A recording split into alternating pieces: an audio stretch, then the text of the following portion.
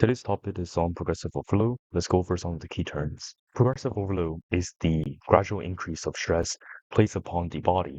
Effort is how hard you're pushing the set relative to failure, measured with RPE, rep in reserve, or percentage of 1 rep max. Intensity is the effort and load, and the rest of them are the abbreviations. Rome is the range of motion. Tempo is the speed at which the concentric, peak contraction, and eccentric occurs. MMC, muscle mind connection, is the conscious enhancement of neural drive to a specific muscle. Overload is the Excalibur for driving progress. One of the best fitness coach in China, King, once said, training is always ineffective if no additional stimulation is introduced.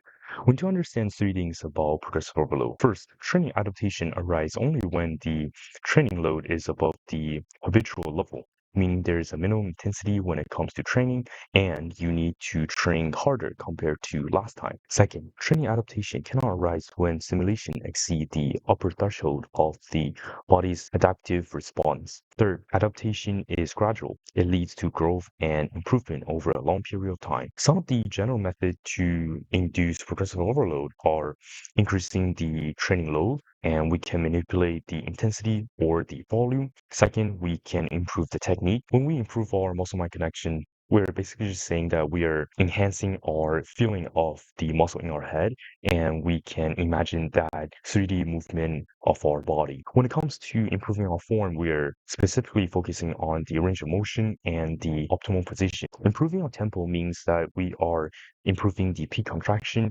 and focusing on slowing down the eccentric. So there is a minimum intensity for each phase of periodization. The classic periodization is the hypertrophy, strength, and peaking phase. So in that classic periodization, what we have is hypertrophy phase 60 to 75% 1 rep max, strength is 75 to 90% 1 rep max, and peaking is 85 to 95% 1 rep max. All right, training intensity is not the only thing that matters in overload. In hypertrophy, we need to focus on adding volume and mechanical damage. In strength, we need to focus on adding load and improve our neural drive. And in peaking, we need to focus on technique, optimal position, and fatigue management. When we want to improve our recovery rate, we will have to focus on adjusting our rest time. Here is what King emphasized the most when it comes to progressive overload. We need to surpass the rep threshold, then increase the load and focus on our form. If we drop out of the rep range after focusing on the form, we will lower the load. But if we can keep the rep in that rep range after adding the weight, then we will keep training until we surpass the rep threshold again. All right, now we're going to talk about MEV, MAV, and MRV. MEV, minimum effective volume, is the smallest volume that you can still produce gains. Basically, that is the lower threshold of our training volume.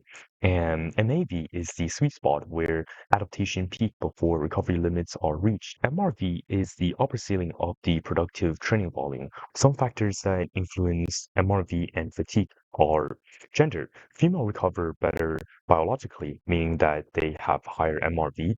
Muscle mass, training age. More muscular athlete cause more muscle damage per session, which means they will have a lower MRV. Height, experience. Taller lifter move the bar further and has greater external moment arm, meaning they will cause more muscle damage, therefore lowering their MRV. Training style, fatigue management like diet, sleep, and life stress can also affect our MRV. Let's talk about some of the general signs for each max volume.